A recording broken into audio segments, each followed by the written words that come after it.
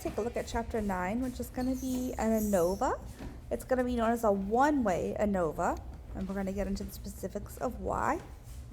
So what is an ANOVA? An ANOVA is another inferential statistic, but it's different from a t-test. An ANOVA allows us to compare the means of two or more groups with the independent variable on one dependent variable to determine if the group means are significantly different. So it's very close to a t-test, but not quite. So in order to use an ANOVA, we must have a categorical or nominal variable. Has to be at least two independent variables, and one of which has to be a continuous variable. The continuous variable, which is the dependent variable. At this point, like I said, you're thinking this is really similar. This is the exact same thing as a t-test, but an ANOVA has the function of taking on more than two groups.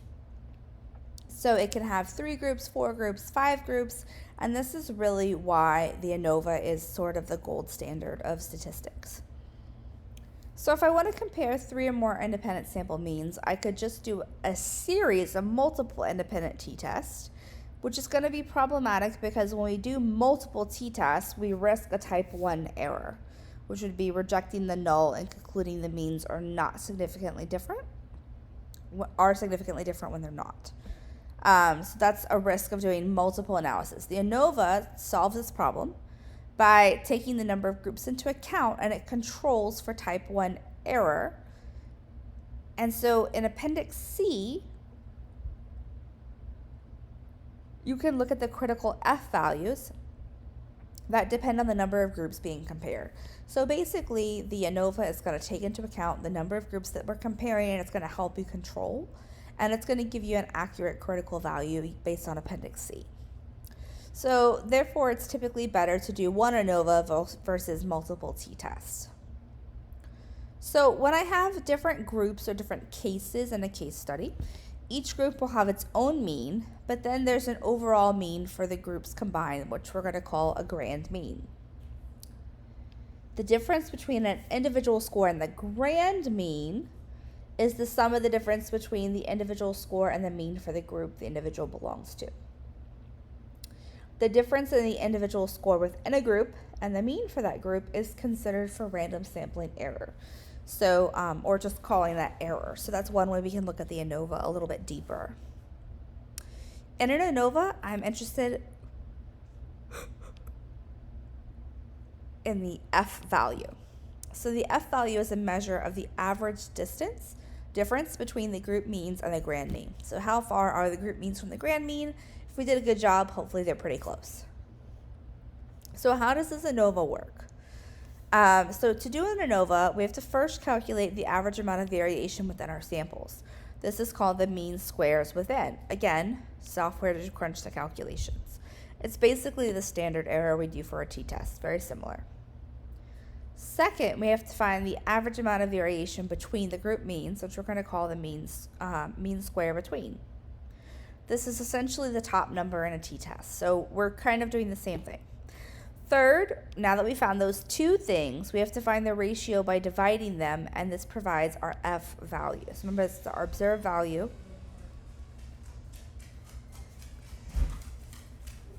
So once we have that value, we're going to look at our F distributions to see if the difference is statistically significant. This slide is really about calculating the two values that I gave you. Again, our software is going to crunch the numbers for us. I'm more concerned with can you deal with the numbers correctly. So if I'm finding these pieces, there's a couple of facts that we have to know.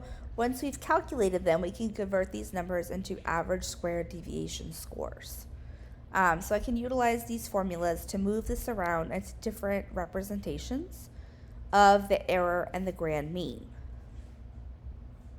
So how do I get to the F value from those numbers? So once we have found our two numbers, we divide them and get the ratio, which is our F value.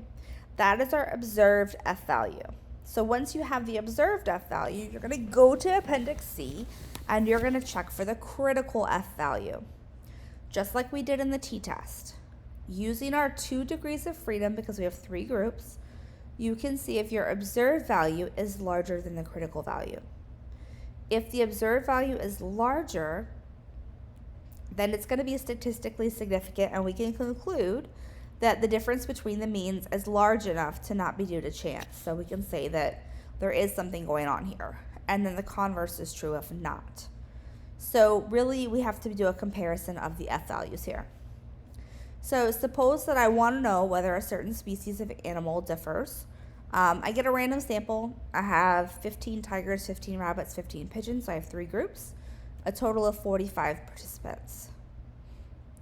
After training and testing, I collect my data and I fill in those average means, and I use that to calculate my error.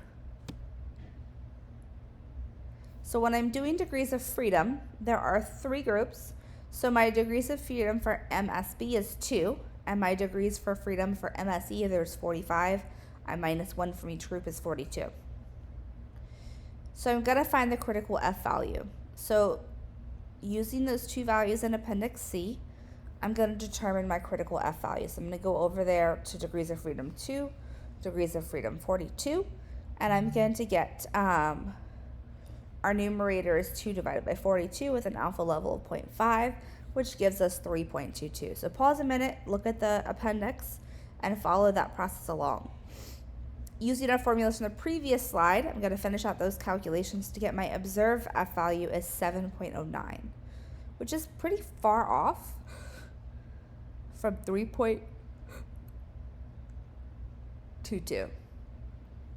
So because our F value is larger for the observed as our critical, we can conclude that there is statistically significant difference between the means. However, the key thing is we don't know where. We've got 3 different groups. We don't really know where it happens. So we don't know which groups are going to differ significantly from the other, only that there is a difference. In order to establish, is it the pigeons that differ from the tigers, or is this from that, then we're going to do an extra step to do a post hoc test called a Tukey HSD, and that test will tell us which one of the groups the difference is between. So you would only want to do this post test if you find the difference is significant. You would not do it if you found the difference was not significant. So the Tukey test compares each group mean to every other group mean using something similar to what we did with the t-test. Again, Excel's going to crunch our numbers in our ALA. We're not going to crunch these numbers.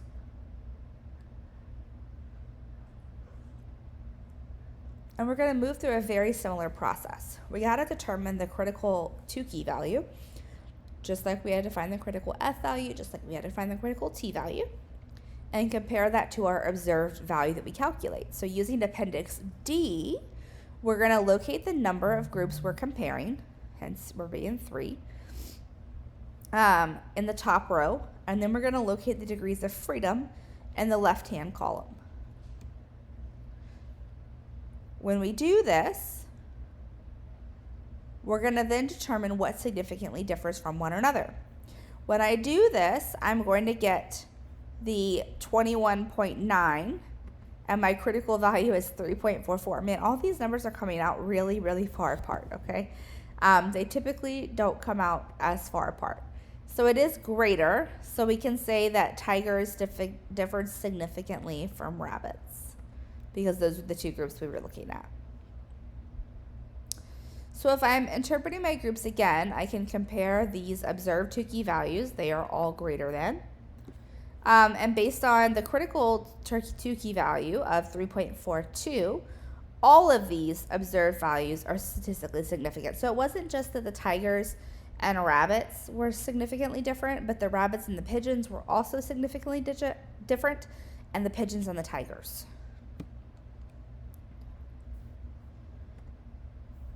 So effect size is a part of an ANOVA. We talked about impact before with Cohen's d. If I'm doing an ANOVA, I use eta squared, and the eta squared value reveals the percentage of variance in the dependent variable that's explained by the independent variable. So this is saying that a certain amount of what we're seeing that's significantly different can be explained by the introduction of the independent variable in different groups. and the eta squared is going to give us a percent value. So we have a summary slide. Basically, the key here is the ANOVA is similar, but it's going to use a different appendix, and we're going to get that observed value through a different formula, but the process, the way we're comparing things is all the same to the t-test.